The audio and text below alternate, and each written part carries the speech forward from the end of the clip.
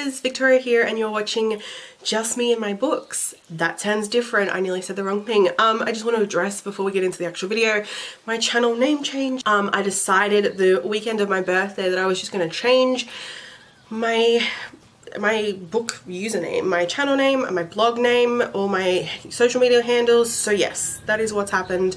So yes, that is what has happened. If you were a little bit confused as to being like, I don't remember subscribing to this person, it is because you did before I changed my name. So like, that's out of the way. It was a really poor addressment of that, but that's all right. Today I want to talk about my most anticipated releases for October through to December, round outing the year.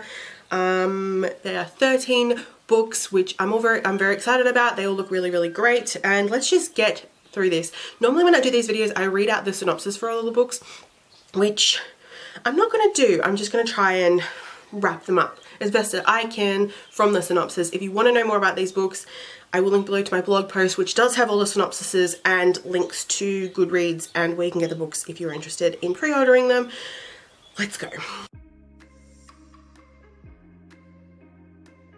So first up we have the Bookworm's Guide to Dating by Emma Hart. This book comes out on the 6th of October. It is the first book in the Bookworm's Guide. This is actually a spin-off of Emma's previous release, The Girl Next Door. We get introduced to three characters who are three friends who own and run a bookstore, and so that is what these books, it's a trilogy, that's what these books are following. This first book is following Kinsley Lane, who doesn't want to get set up, who isn't into like getting set up on dates, and so one of the guy friends, one of the guys who we have previously been introduced to in the books, Josh, is, you know, wants to help set her up with someone, and so they go on like little dates so that way he can kind of like gauge like how she is at dating and like set her up with some guys. The problem is she's falling for Josh instead of falling for the guys that he's setting her up with. So I'm a sucker for these kind of books. You guys know I love new adult romances. You guys know I love Emma's stuff, and yeah, this is just me in a book. Next up we have The Windsor Diaries, A Childhood with the Princesses by Alethea Fitz-Allen Howard. This comes out on the 8th of October. It's a non-fiction. This one I'm really excited about because as the title of it suggests, these are Alethea's diaries. They're never before seen. She lived alongside Princesses Elizabeth and Margaret at Windsor Castle during the Second World War. So it's from the ages of 16 to 22, she captures the tight-knit, happy bonds between the royal family as well as the aspirations and anxieties, sometimes extreme, of her own teenage mind. Obviously what was going on during the war, what it was like living in an aristocratic world, you know, being close with the princesses and the royal family, and then obviously just, you know, getting to know, you know, when Elizabeth was, you know, meeting Prince Philip and sort of coming to more terms with the fact that she would be inheriting the crown and just all that kind of stuff. Sounds really awesome. I'm a big fan of the royal family, although I don't always buy into like the current rumor mill gossip insider stuff of like current royals. I just find that intrusive and shit, and a lot of it's just like the media. But this I can get on board with. Then we have Secret Puck by Rebecca Zhenchak. This comes out on the 19th of October, and it is the first book in the Campus Nights series. This is a spin-off of one of Rebecca's most recent releases, Sweet Spot, which is part of the Smart Jocks world, and so this is also part of that world. I just love that pretty much all of Rebecca's stuff takes place within the same world, so we get to see glimpses and mentions of other characters we've already been introduced to previously. This is also a hockey sports romance, which I've yet to read. Very excited. We follow, I don't even know what the character's name is. I should know what the character's name is because we are sort of introduced to him in the previous book, but anyway, he ends up hooking up with the team captain's sister, so it's kind of that whole best friend sister brother's best friend kind of vibes to it, and obviously it's a little bit forbidden, a little bit off limits, but he still goes there, kind of falls in love, and just has to deal with all that.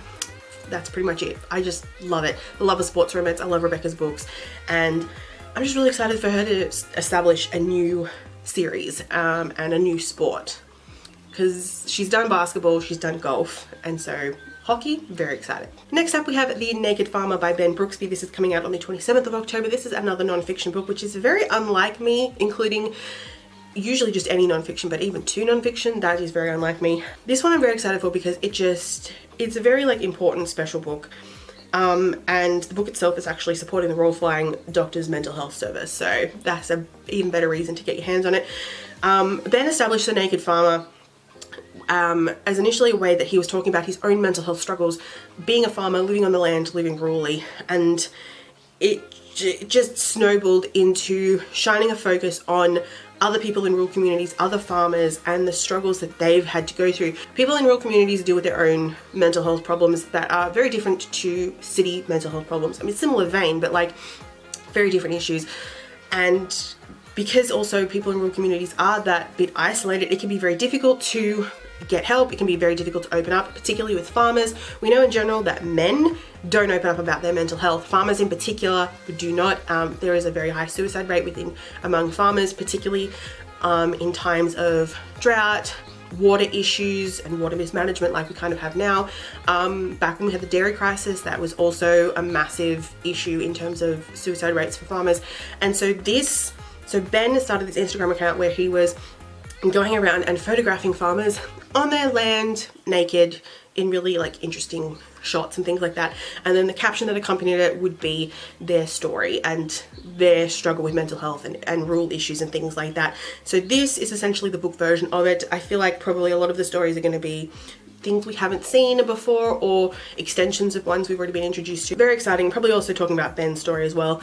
I don't know specifically. There's no like specifics of like what is actually going to be in here, but I'm sure it's going to be a lot about Ben's story and then a lot about the stories he's discovered and heard along the way, which is really exciting. If you're an Australian, please get your hands on this book. I think it's a really important one to own and to have. And obviously, as I said, by purchasing it, you are supporting the Royal Flying Doctor's mental health service, which is very important. Next up, we have The Magpie Society, One for Sorrow by Zoe Saga and Amy McCulloch. This is coming out on the 29th of October. This one I'm really excited for. I know a lot of people will probably hear the name Zoe Saga and be like, why? I think it's so annoying when people just shit all over Zoe just for essentially existing. But anyway, this one's really exciting. It's a young adult mystery, the first book in a series. I kind of really hope that they're going to be One for Sorrow, Two for Joy, and it's just going to continue on like that. No idea. A new student, Audrey, starts at the Lumen Hall, a boarding school of tradition and achievement. A body of a student is discovered, and then that's when Audrey starts after that. Has to share her room with Ivy, who is from America. They develop an unlikely friendship, and they sort of delve into the mystery of this magpie society because the girl that was murdered had a tattoo of a magpie. So it's just very dangerous, this secret like underground of this school. Very interested. Zoe's teased a little bit of the book as she's been writing it over the past 12 months kind of thing that we've seen in her vlogs. So I'm very excited to get my hands on it and actually see what it's about. Next up, we have Instant Karma by Marissa Meyer. This book comes out on the 10th of November. This is a young adult romance. I'm really excited that Marissa has done something other than like sci-fi fantasy, because the only book I read by Marissa is Heartless, and I read it because it was an Alice in Wonderland retelling. Beautiful book. Her other stuff has been more sci-fi stuff, which I'm not opposed to sci-fi, but I don't pick it up as easily. So I'm excited that she's doing a young adult romance. This one just sounds really, really fun. We have Prudence Daniels, who's a chronic overachiever. She is always quick to cast judgment at the people in her town, and suddenly one night she wakes up with a sudden ability to cast instant karma on those around her. So she has a freaking field day with this. The only person she can't use this instant karma thing on is her lab partner, Quint Erickson, who is meant to be her mortal enemy. And so because she can't use this karma on him, starts to sort of really learn who he really is, and learn more about herself as well. And serving up karma sort of isn't the best thing to do. And, you know, maybe learn a little bit more about love and hate. Next up, we have Rent a Boyfriend by Gloria Chow. I think that's probably wrong, but sorry. This comes out on the 10th of November. We follow Chloe, who is nervous to introduce her new boyfriend to her parents, her very strict Asian parents. Very strict and traditional Asian parents, because she's only just rented him from this rent for your rents company. They provide fake boyfriends in order to appease your traditional Asian parents, so he can play so Drew Chen plays like the perfect Asian boyfriend character to please her parents. He is essentially the complete opposite of that, and so Chloe begins falling for like his true self, which again is completely opposite to who she should be falling in love with. And it sounds cute, it sounds fun. One thing I'm really excited about this is talking about Asian culture and, like, you know, the reason why, you know, traditional Asian parents, you know, don't want to follow don't want their, you know, their children to follow the bad boy and kind of things like that. I'm hoping that that's really woven through this. Just, yeah, excited. Then we have A Cuban Girl's Guide to Tea and Tomorrow by Laura Taylor Naby, also coming out on the 10th of November. We follow Lila Reese, who is a teenage master of Cuban cuisine at her family's Miami bakery. Sadly, her abuela dies. Her parents ship her off for the summer to England, to some family's Winchester, England inn. And so, like, you know, completely different to like the cooking world that she's been in.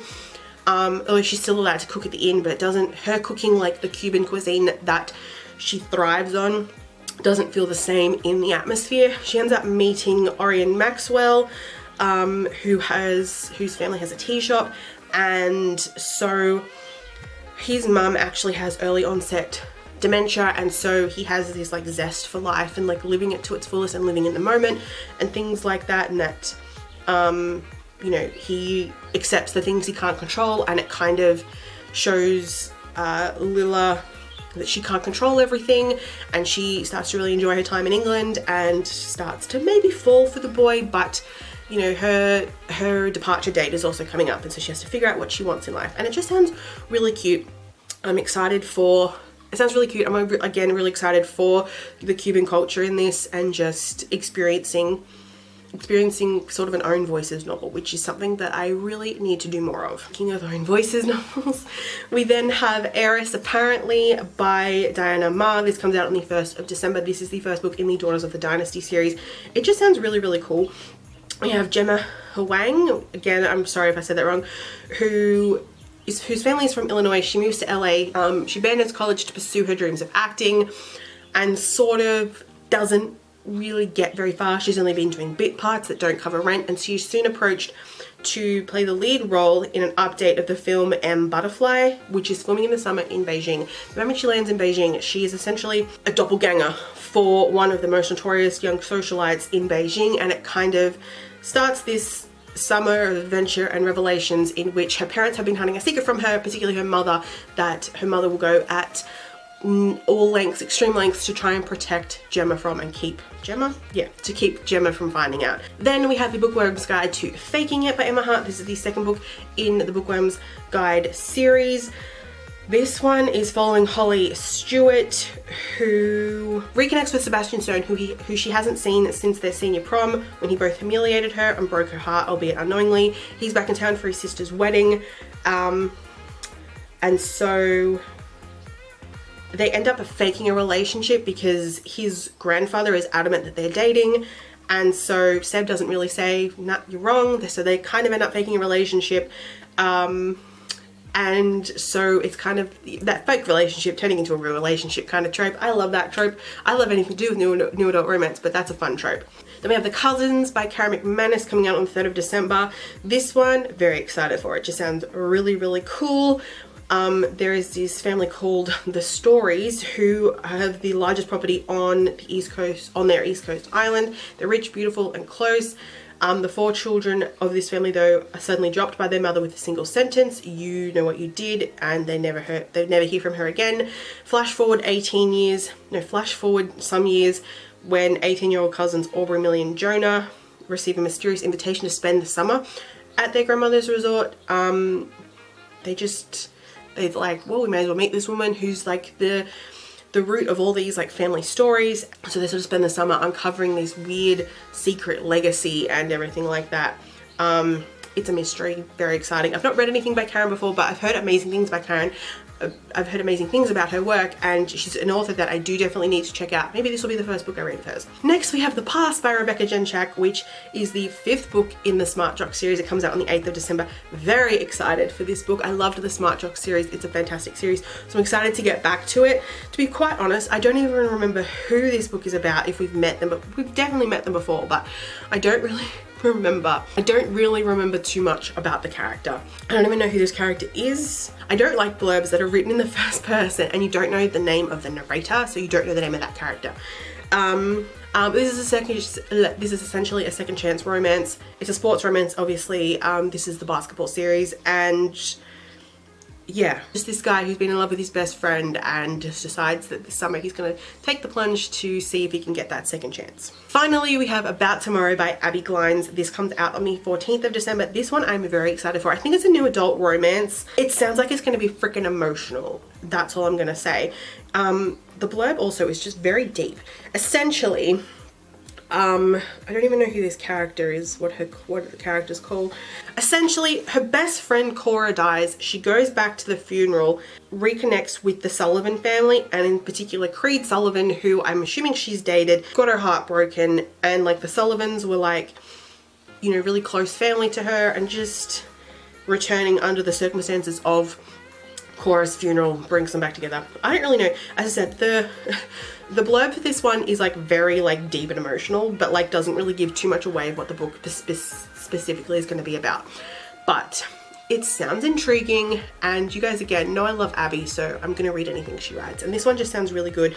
And as I say, very emotional. I feel like a bit of a step up from some of the stuff she's written previously. I don't really know, that could just be an assumption I'm making, but yes, very excited. So that is it for my October to December releases. Let me know in the comments below some books that you are excited for, and if you're excited for any of these books.